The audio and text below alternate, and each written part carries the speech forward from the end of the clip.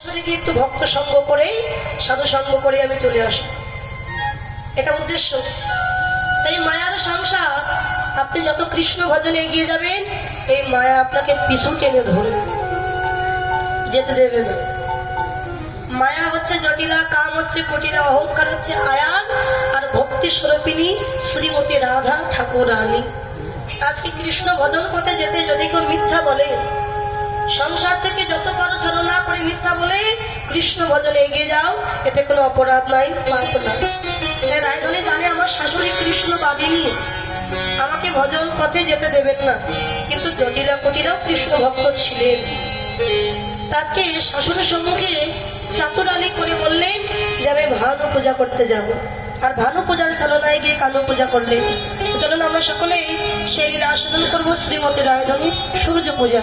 জয় জয় নিতাই গৌর সীতারাতে প্রীতি প্রেমানন্দে।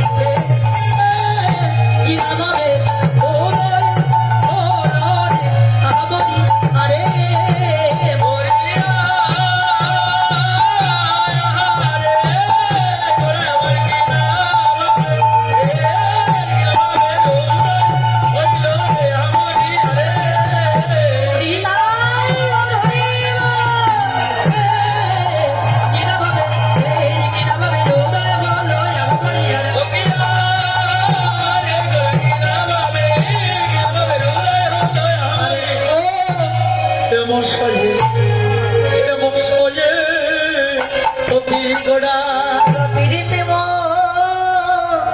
রাতি গিয়ে আরে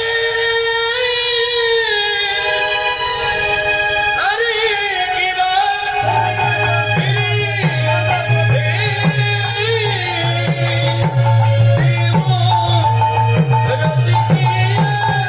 আরে কি বা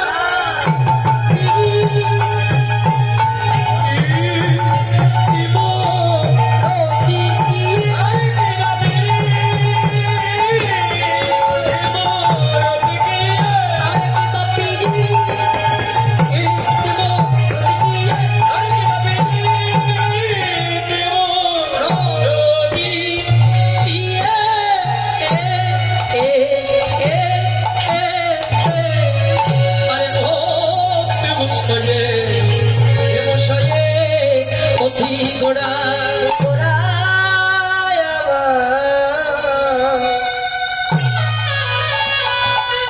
আমার পিড়িতে মোরতে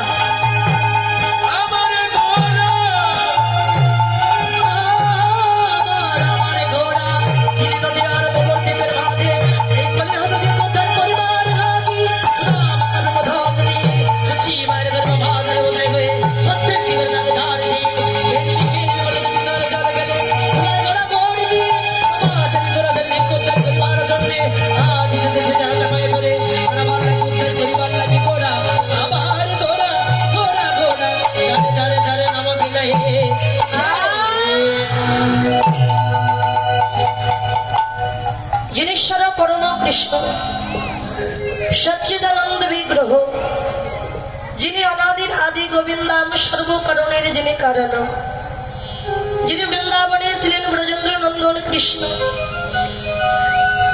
মা যশোদার নয়নের নীলমণি কৃষ্ণ, মুনি ঋষি সাধক সাধিকা গন্ধর্ব কিণ্ড হাজার হাজার বৎসর ধরে তপস্যা করছেন, ধ্যান করছেন যে চরণ কমল পাওয়ার জন্য, কিন্তু যে চরণ কমল লাভ করতে পারেন না। আজ সেহানো বিরিঞ্চে বাঞ্ছিত ধন, এই কলির আরাধ্য দেবতা, গতিতে পাবন আমার গৌরঙ্গ সুন্দর।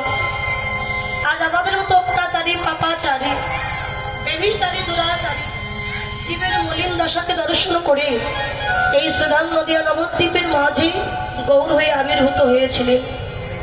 তো ভক্তের ভগবান আজকে কলিযুগের মাঝে এসেছেন কামাল হয়ে। সত্য যুগে, ত্রেতা যুগে, দাপর যুগে তিনি নাম দিয়েছিলেন ভক্তের ভগবান। শুধু যে কলিযুগের নাম তা কিন্তু নয়, চারি যুগে নাম ছিল। তো চারি যুগের মধ্যে 3 যুগে শুধু হরিনাম নিয়ে সন্তুষ্ট হয়েছে, কিন্তু কলিযুগে শুধু হরিনাম দিলেন না, তার সাথে প্রেম আর ভক্তি দান করলেন। কেন না, কোন পিতা মাতা যদি 4টে সন্তান থাকে, 4টে পুত্র, আচ্ছা বলুন তোমার সব থেকে আপনার কোন পুত্রকে বেশি আদর করবেন? বউটাকে আদর করে বেশি। ধরুন আপনার 4টে ছেলে, আপনি কাকে বেশি আদর করবেন? বাড়ি আমার আদর করে বেশি। দেখেছেন তো মায়েদের মন থেকে ঠিক বাইর হয়েছে, ছোটটা করে সব থেকে ছোট যে তার প্রতি একটু আদরটা বেশিই থাকে। মায়ের কাছে সব সন্তান সমান, তথাপিও যে ছোট হয় সে একটু আদরের হয় বেশি, একটু দুষ্ট হয়, আর ছোট করে সবাই তাকে আদর করে। তাহলে মা যদি 4টে সন্তানের জন্য কোনো কিছু ভাগ করে রেখে দেন, মা নিজের ভাগ থেকে গোপনে নিজের ভাগটা সব থেকে ছোট যে তাকে কিন্তু দিয়ে দেয়। আর কি বলে, চুপি চুপি খাবি তো দাদারা যেন না দেখতে পায়, বলে কাঁদবে। এটা মা গোপনে নিজের ভাগটা দিয়ে দেন সব থেকে ছোট যে তাকে।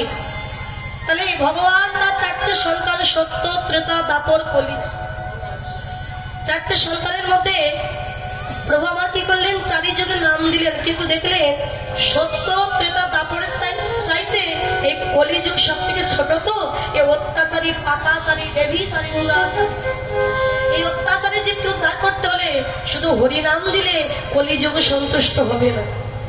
দেখে আরেকটা ভাগ বেশি দিতে হবে, সেটি কি না, প্রেম আর ভক্তি দান করলেন ভগবান। অনার্পিত চরিং শ্রীরাত করুণা বটেন্ন কলো সমর্পয়িত মন্য তজ্জল রসাং সভক্তি শ্রিয়। যাহা কখনো কোনো দিনের জন্য অর্পিত হয়নি, সে অনর্পিত ধন আজকে মহাপ্রভু এই কলিযুগের মাঝে দিয়েছে। রাধারানী খাস ভান্ডার থেকে প্রেম ধন চুরি করলেন, এই কলিহতা দিবেন উদ্ধার করবার লাগে। আজকে রাধা কৃষ্ণ মিলিত তনু হয়েছেন আমার গৌর হরি। রাধা প্রেমের ঋণ পরিশোধ করবার লাগে আর কলির জীবকে উদ্ধার করবার লাগে। রাধে কইছন তোয়া প্রেমা, কইছন মধুরিমা, কইছন সুখী তো ভোর, এতিন বাঞ্ছিত ধন ব্রজেন হইল পুরাণ, ভাবিয়া মই না পাইল। তাই তো ভাবিয়া দেখুন মরে শ্রী রাধার স্বরূপ বিনে এ বাসনা পূর্ণ কভু নয়। তাই রাধা প্রেম গুরু করে রাধা ভাব কাঁদতে অঙ্গে ধরি নদিয়াতে গিয়ে হব গুরু। রাধে তোমার অদ্ভুত প্রেমের মহিমা কেমন, অদ্ভুত প্রেমের মাধুর্য কেমন, আমাকে নানাভাবে উপভোগ করে যে সুখ তুমি পাও রাধে, এই সুখের বশবর্তী বা কেমন বৃন্দাবনে তো জানা হলো না রায়। তাই তোমার প্রেমের ঋণ পরিশোধ করবার লাগে আগত কলিযুগের মাঝে আমি তেজি কালো মরম।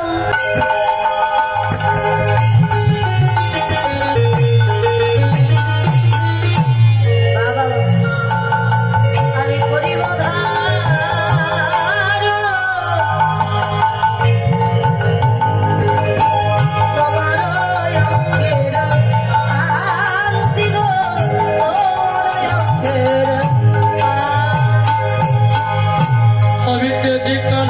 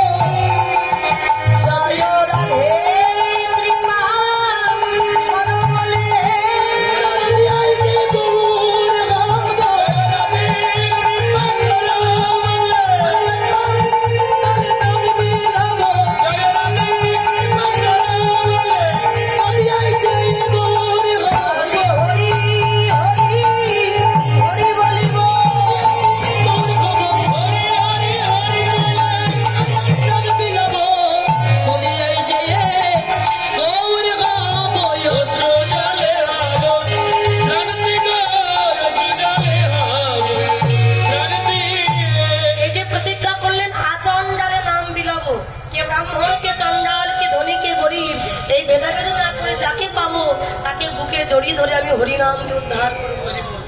ভগবান পৃথিবীতে যতবার এসেছে সব থেকে শ্রেষ্ঠ অবতার হচ্ছে গৌর অবতার। অন্যান্য যুগেতে যুদ্ধ করেছেন, অসুর বধ করেছেন, কিন্তু কলিযুগে কাউকে প্রাণে মারেননি। এত পাপী ছিল জাগায় মাথায়, তাদেরকে হরিনাম দিয়ে উদ্ধার করলো। চাপাল গোপাল উদ্ধার করলো মধুমাখা হরিনামে।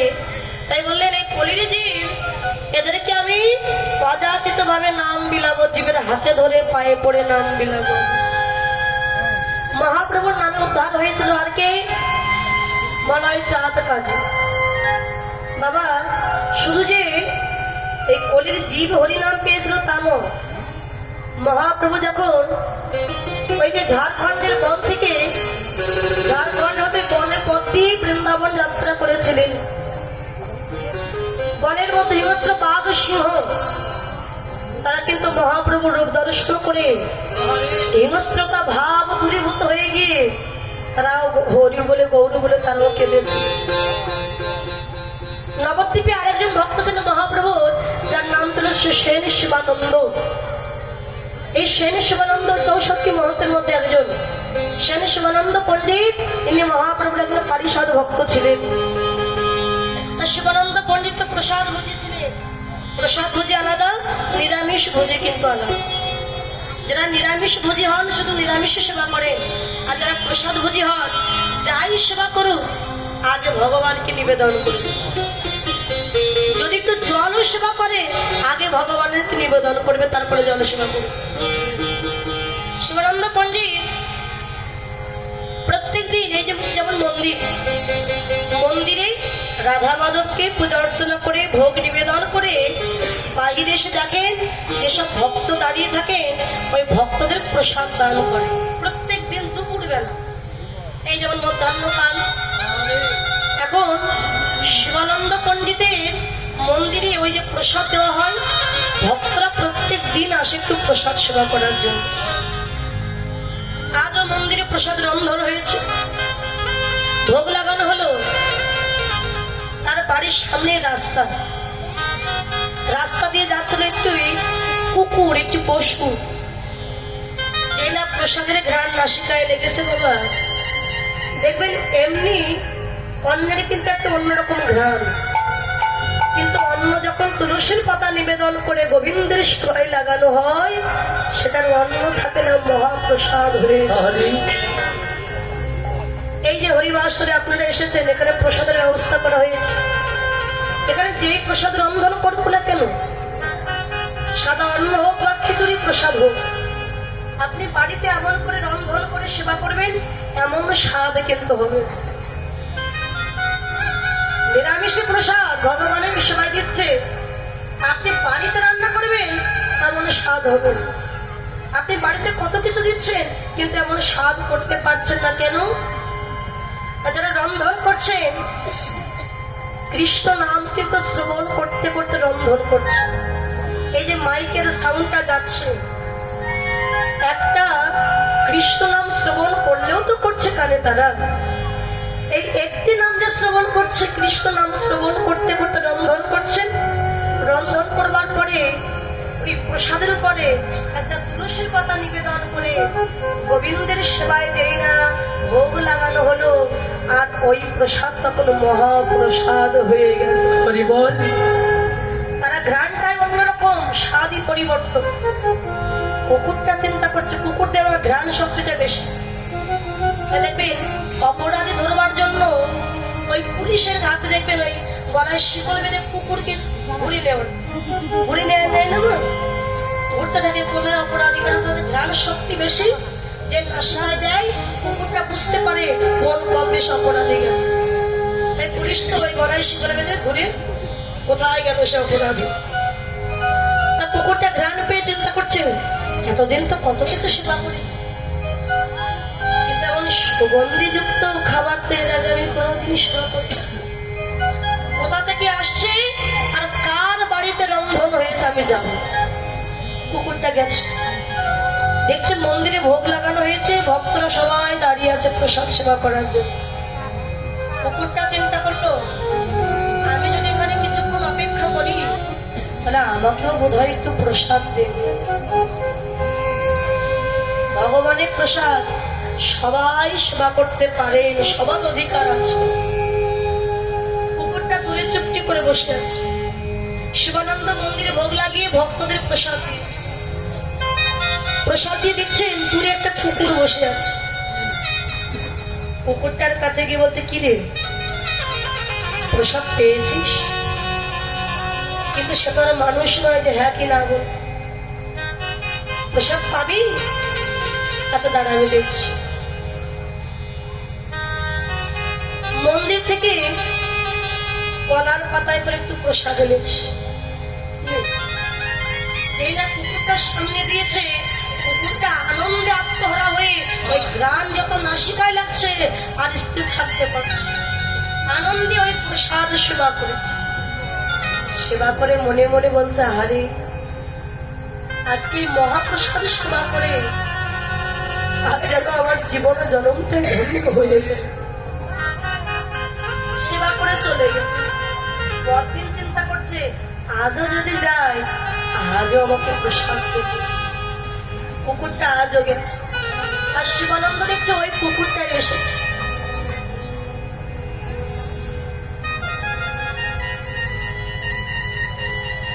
আজকে কুকুরটাকে আবারও প্রসাদ দিয়েছে। একদিন, দুদিন, 3 দিন, 4 দিন, 1 সপ্তাহ, 10 দিন ওই বাড়িতেই প্রসাদ পায়।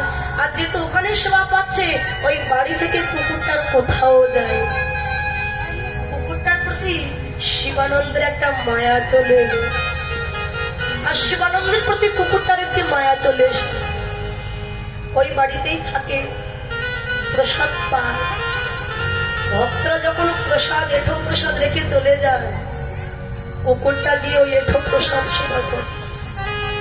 ভগবান বললেন, আমি যখন সেবা করি সেটা শুধু প্রসাদ হয়, আর আমার ভক্তগণ যখন সেবা করে সেটা মহাপ্রসাদে পরিণত হয়ে যাবে।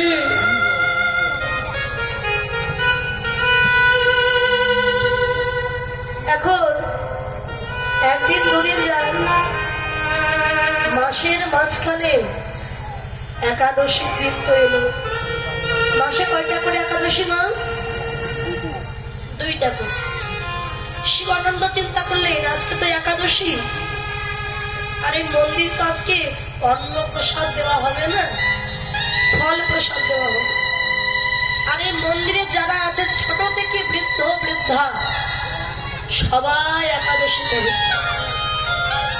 তা আমরা না হয় একাদশী করব, কিন্তু বাড়িতে যে কুকুরটা আছে ও তো পশু, ও তো আর একাদশী করতে পারবে না। তা ওর জন্য একটু আলাদা করে অন্ন রন্ধন করে রাখি। অন্ন রন্ধন করে মন্দিরে ভোগ লাগিয়ে ভক্তদের সবাইকে ফল প্রসাদ দেওয়া হচ্ছে। লাইন দিয়ে বসে আছে, ভক্তরা প্রসাদ পাচ্ছে। কুকুরটা দূরে চুপটি করে বসে আছে। কলার পাতায় করে অন্ন দিয়ে বলছে, আজকে তো একাদশী, আজকে আমরা কেউ অন্ন সেবা করবো না। আর তুই তো আর একাদশী করতে পারবি না, তাই একা তোর জন্য অন্ন রন্ধন করে রেখেছি, নিয়ে সেবা করে। যেই কথাটা বলেছে, বাবা কথা না হয় বলতে না পারে, কিন্তু কানে তো শুনতে পারে। তাকিয়ে দেখছি সবাই ফল সেবা করছে, শুধু আমার জন্য অন্ন। অন্যদিন অন্ন দিলে যেমন সেবা করে, আজকে আর সেবা করছে না। অন্যের দিকে তাকিয়ে 2টি নয়নের জলে বুকু ভাসে কাঁদছে, গোবিন্দ আমি পশুকুলে জন্ম নিয়েছি বলে আমি কি তোমার নামে একটু একাদশীও করতে পারবো না? শুধু আমার অপরাধ যে আমি পশুকুলে জন্ম নিয়েছি। আমি কাকে বলবো যে আমি অন্ন সেবা করবো না, আমিও একাদশী করবো? আমার কথা যে কেউ বুঝবে না। মাথাটা নিচু করে কাঁদছি। শিবানন্দ গিয়ে দেখে প্রসাদ সেবা করলো না, বসে আছে। আর শিবানন্দ মাথাটা নিচু করে বলছে, কিরে প্রসাদ দিয়েছি, সেবা কর। সেবা করবি না? করবি না সেবা? সাথে সাথে কুকুরটি সামনের দুখানা চরণ দিয়ে শিবানন্দের গলাটা জড়িয়ে ধরেছে। জড়িয়ে ধরে যেন বলতে চাইছে, শিবানন্দ আমি অন্য সেবা করব না, আমিও তোমাদের সাথে একটু একাদশী করতে চাই। কিন্তু তার কথা তো কেউ বুঝতে পারছে না। কিরে কাঁদছিস কেন? তুইও কি তাহলে একাদশী করতে চাস? আচ্ছা তা মন্দিরে গিয়ে দেখে মন্দিরে একটি মাত্র ফল আছে, যেটা শিবানন্দ নিজের জন্য রেখে দিয়েছে। শিবানন্দ ভাবলে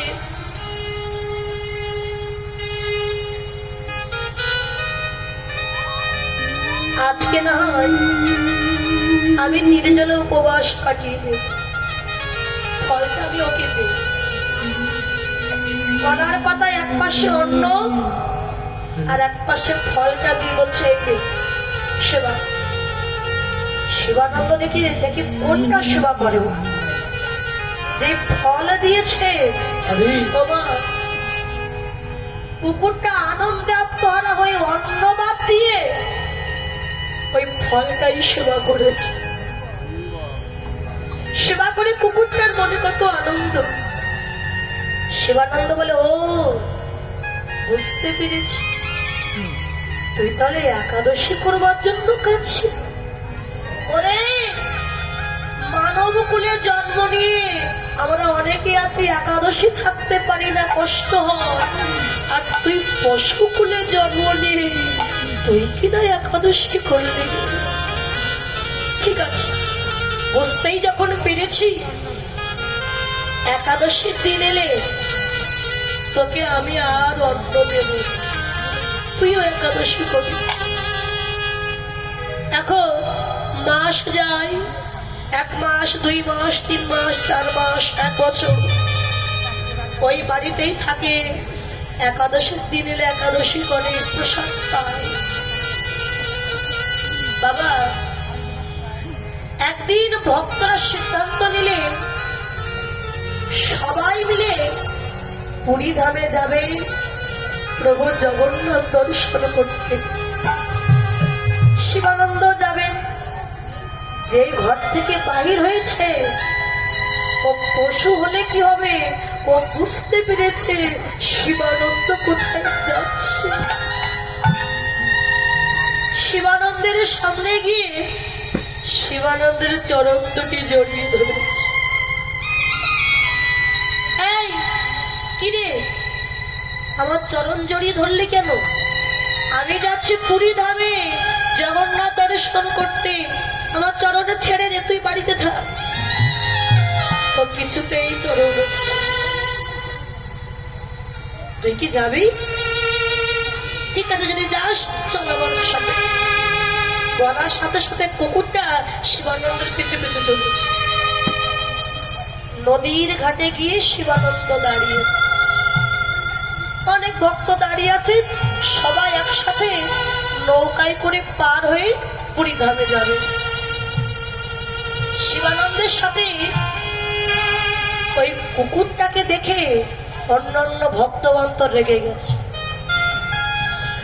ও শিবানন্দ, শিবানন্দ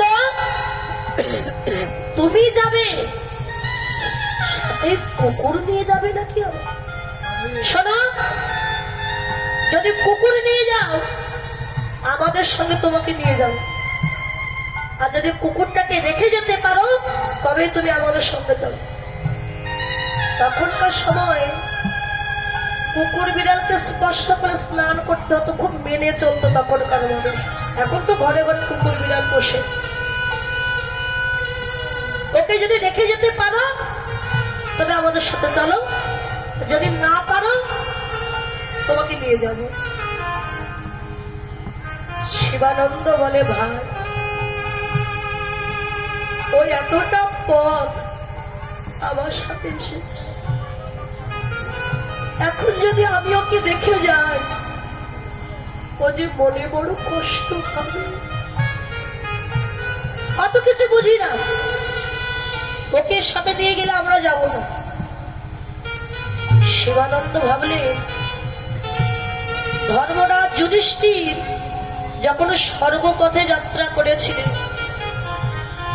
তার 4 ভাই দ্রৌপদী সবাই মারা গিয়েছিল, সঙ্গে ছিল কুকুর। স্বয়ং ধর্মরাজ কুকুর রূপ ধারণ করেছে, সঙ্গে ছিলেন পরীক্ষা করার জন্য। স্বর্গে যখন প্রবেশ করবে, স্বর্গের দুয়ারে দাঁড়িয়ে আছে, তাকে বলা হলো যে যুধিষ্ঠির তুমি স্বর্গে প্রবেশ করতে পারবে, ওই কুকুরটাকে রেখে যেতে হবে। যুধিষ্ঠির বলেছিলেন, আমার 4 ভাই আর দ্রৌপদী আমায় ত্যাগ করে চলে গেছে, কিন্তু এই কুকুরটা আমায় ত্যাগ করে। এবার সাথে একে রেখে আমি স্বর্গে যাব। যুধিষ্ঠির যদি কুকুর রেখে স্বর্গে যেতে রাজি না হয়, আমি কেন আমার সাথীকে রেখে আমি জগন্নাথ দর্শন করতে যাব? ঠিক আছে ভাই, তোমরা যাও, আমি আর যাব। শিবানন্দ, একটা কুকুরের জন্য তুমি আমাদেরকে ত্যাগ করলে? বেশ, থাকো, তোমার এই কুকুর নিয়ে আমরা চলব। সবাই নৌকায় পার হয়ে চলে গেল, কিন্তু শিবানন্দ ভাবছে, এতটা পথ এলাম, প্রভু দর্শন না করেই চলে যাব? একটা মাঝি নৌকা নিয়ে দাঁড়িয়ে আসে, ডাক দিয়েছে, মাঝি, ও মাঝি ভাই, আমাকে একটু দয়া করে পার করে দেবে। মাঝি বলে, পার তো করবো, পার করার জন্যই বসে আছি, তা তোমার এই সাথে ওই যে কুকুরটা কি করবে? ও ভাই, ওকে আমি রেখে কি করে যাবো? দেখো, আমি যদি নৌকায় করে কুকুর পার করে দিই, তাহলে আমার নৌকায় আর কেউ কোনোদিন উঠবে না। ঠিক আছে, যত মানুষকে পার করবে তুমি আজকে, সবার অর্থ আমি তোমাকে দিয়ে দেব, শুধু তুমি ওকে একটু পার করে দাও। ঠিক আছে, তুমি যখন বলছো আমাকে অর্থ দেবে, পার করতে পারি, তবে আমার একটা শর্ত আছে। বলো কি শর্ত? ওপারে গিয়ে তুমি ওকে নামিয়ে রেখে জল দিয়ে আমার নৌকাটা সুন্দর করে ধুয়ে মুছে পরিষ্কার করে দেবে। বলো, যদি তাও আমি পার করতে পারবো। ঠিক আছে ভাই, করিব, আমি তাও করব। পার হয়ে গিয়ে কুকুরটাকে নামিয়ে শিবানন্দ জল দিয়ে নৌকাটা ধুয়ে দিচ্ছে। কুকুরটা দেখলে আজকে আমার জন্য আমার প্রভুর এত কষ্ট, এত দুঃখ, আমি আছি বলে তার দুঃখ কষ্ট। যার কাছে যাই সেই তাকে ঘৃণা করে, অবহেলা করে, আমি না থাকলে তার তো কোনো কষ্ট। আমি চলে যাব যেন আমার জন্য শিবানন্দকে কোনো কথা না শুনতে হয়। কুকুরটা চলে যাচ্ছে একা একা, শিবানন্দ জানে না। এদিকে মাঝে ডেকে বলছে, ও শিবানন্দ, তুমি কার জন্য এত কষ্ট করছো? কেন ভাই? না যে কুকুরটার জন্য আমার নৌকাটা জল দিয়ে ধৌত করে দিচ্ছ? দেখো, পার হয়ে গিয়ে ওই কুকুরটাই কেমন তোমায় ছেড়ে একা একা চলে যাচ্ছে। দেখো, স্বার্থপরের মতো চলে যায়। শিবানন্দ উঠে দেখে সত্যি কুকুরটা বেশ কিছু দূর চলে গেল। মনে বড় কষ্ট। যার মায়ার জন্য আমি এত কিছু করলাম, আমি ভক্তদের ত্যাগ করলাম, আজকে সেই কিনা আমায় ছেড়ে চলে গেল। আরে বেশ, ও চলে যায়, যা, আমি আর ওর জন্য কষ্ট পাবো, আমি আর কাঁদবো না, চলে যাই। শিবানন্দ একা একা যাচ্ছে। বাবা, সবার আগে, এমনকি আগে যে ভক্তরা গিয়েছিলেন তাদেরও আগে কুকুরটা পৌঁছে গেছে পুরী ধামে। কোথায়? যেখানে স্বয়ং গৌর হরি গরুর স্তম্ভে হাতখানা রেখে ওই জগন্নাথের মূর্তি দর্শন করছে আর অঝর ঝরাই কাঁদছে। কেননা গৌরী তো জগন্নাথ, গৌর হলেন সচল আর মূর্তি হলেন অচল। জগন্নাথ দর্শন করে কাঁদছে আর কুকুরটা গিয়ে মহাপ্রভুর চরণের পাশে গিয়ে বসে পড়েছে। প্রভু কাছে তার নয়নের জল টপ টপ করে কুকুরটার মাথায় এসে গেছে। আর প্রভুর কাদা বদন দেখে কুকুরটা যখন কাছে, তার নয়নের জল মহাপ্রভুর চরণে গিয়ে পড়ছে। চমকে উঠেছেন প্রভু, কে কে কাজ শ্রবণ করে? চরণের দিকে তাকিয়ে দেখে ওই কুকুর। কুকুরটাকে ডেকে বলে, ওরে তুইও এসেছিস, তুইও এসেছিস জগন্নাথ দর্শন করতে, এসেছিস যখন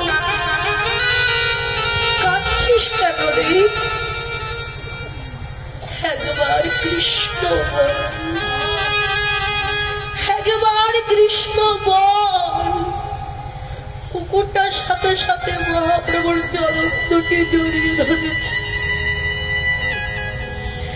দয়াময়, মন যে চাই আমি একটু কৃষ্ণ বলবো, কিন্তু বলার শক্তি যে তুমি আমায় দাওনি প্রভু। দয়াময়,